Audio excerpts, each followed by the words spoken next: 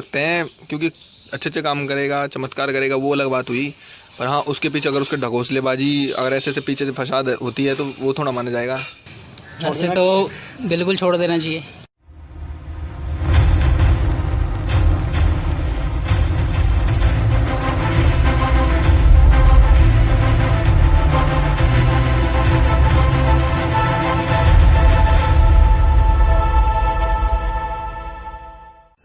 Hello दोस्तों, आपका स्वागत है। गीता एक प्रसिद्ध हिंदू धर्म ग्रंथ जिसमें श्री कृष्ण ने अर्जुन को महाभारत के युद्ध में दिए गए उपदेश का वर्णन है, और जो भारत में एक बहुत ज़्यादा बड़ी आबादी के द्वारा हिंदुत्व में 33 कोटि देवी देवताओं में से सबसे प्रसिद्ध एक देवता कृष्ण के द्वारा दिए गए उपदेश का वर्णन हमें गीता में मिलता है।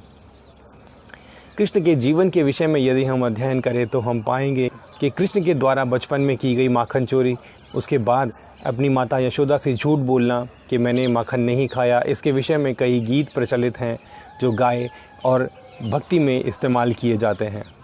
बचपन में अपनी माता से झूठ बोलना कि मैंने माखन नहीं खाया, मक्खन चुराना, उसको खाना, और उसके बाद युवावस्था में गोपियों के साथ रासलीला, गोपियों को निर्वस्त्र तालाब में नहाते हुए देखना, राधा के साथ की गई रासलीला, और उसके बाद सबसे प्रचलित महाभारत का युद्ध जिसमें कौरव और पांडव जो कि आपस में भाई थे, इनके बीच में युद्ध होता है और हज़ारों लाखों निर्दोष सैनिक मारे जाते हैं।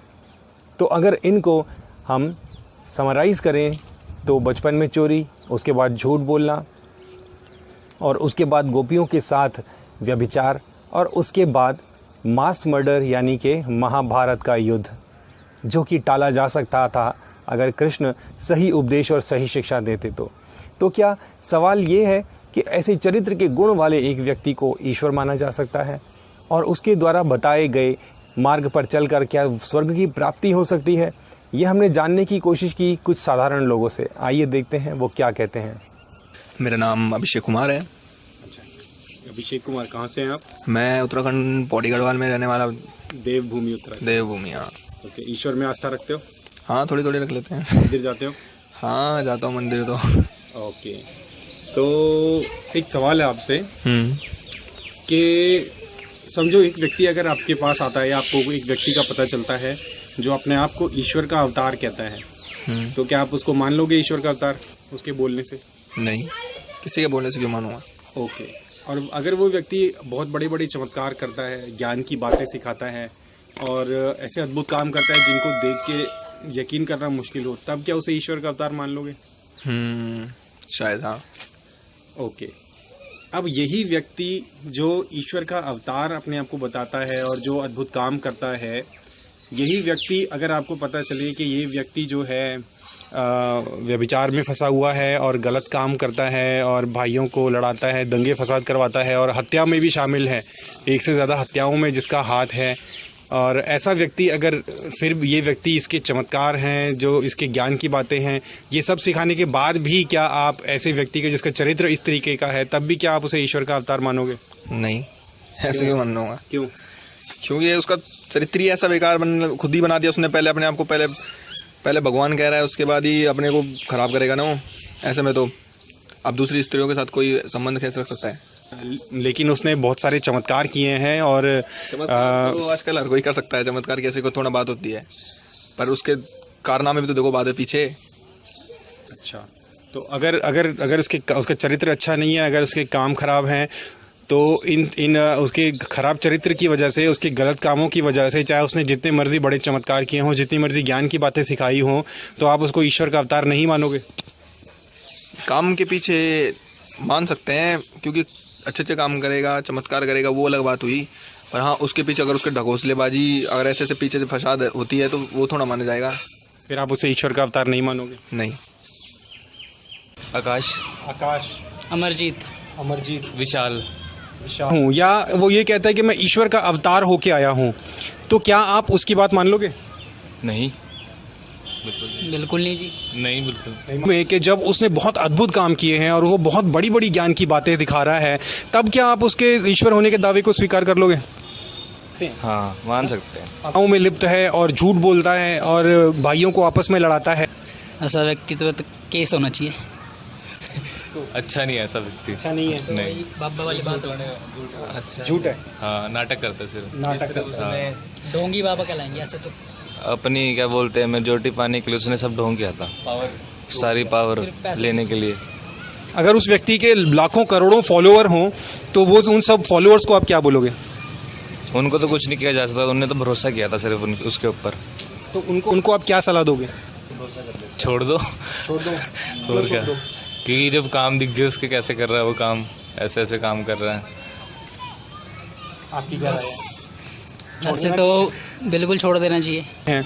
लेकिन अगर वो व्यक्ति जो कि ऐसे चमत्कार कर रहा है और बड़े बड़े काम कर रहा है और ज्ञान की बातें सिखा रहा है, अगर आपको पता लगे कि वो व्यक्ति जो है व्यभिचारी है, उसके लड़कियों के साथ गलत संबंध है और वो चोरी में लिप्त है और लड़ाई झगड़े में लिप्त है, हत्याएं करवाता है, मतलब आपके हिसाब से वो व्यक्ति ईश्वर है या ईश्वरीय गुण है या कुछ अच्छे गुण है उसमें, या वो एक ठग है? ठग है, वो है शैतान है एक। राहुल शर्मा। राहुल शर्मा। शर्मा यानी पंडित। पंडित। ओके, तो ईश्वर में आस्था रखते हो आप? हाँ बिल्कुल, पूरी आस्था है? पूरी। चलो, एक सवाल है आपसे। ऐसे चमत्कार समझो कि बीमारों को अच्छा कर देना और बड़े बड़े पत्थर पहाड़ उठा देना, इस तरह के अगर वो अद्भुत चमत्कार काम करता है, तब क्या आप उसको मानोगे ईश्वर का अवतार? ईश्वर का अवतार तो नहीं मानूंगा। हाँ, ये कि ईश्वर के द्वारा उसे कुछ अलग, कुछ नायाब चीज़ें है जो खुद, मतलब कह सकते हैं भगवान की देन है और दूसरों के भला करने के लिए उसको दी गई है। अगर तो वो अपने आप को भगवान का अवतार कह रहा है, फिर वो व्यभिचारी नहीं हो सकता। मतलब आप कह रहे हो कि एक तरफ तो वो इतना सही है, दूसरी तरफ वो ऐसे काम करता है, ऐसा कभी नहीं होगा। या तो पूरी तरीके से गलत है या पूरी तरीके से सही होगा। अगर गलत कर रहा है इट मीन्स अब उसको, मतलब वो अपने आप को कुछ ज़्यादा ही समझने लगा है और वो अपने अंत के करीब है। तो आपने देखा कि ये बहुत ही कॉमन एक राय है लोगों की कि जिस व्यक्ति के जीवन में, जिस व्यक्ति के चरित्र में झूठ, चोरी, व्यभिचार, हत्या, इस तरह की बातें हों, वो व्यक्ति चाहे कितने ही बड़े काम क्यों ना करे, कितने ही बड़े चमत्कार क्यों ना करे और कितनी ही ज्ञान की बातें क्यों ना बताए, उस व्यक्ति को सच्चा नहीं माना जा सकता। और उस व्यक्ति के जो फॉलोअर्स हैं, जो अनुयायी हैं, उनको उसको छोड़ देना चाहिए, क्योंकि वो एक ढोंगी है, एक पाखंडी है। ऐसे एक ईश्वर के अनुयायी होकर, ऐसे व्यक्ति के भक्त होकर और उनके उपदेशों को मानकर क्या वाकई आप स्वर्ग की प्राप्ति कर सकते हैं?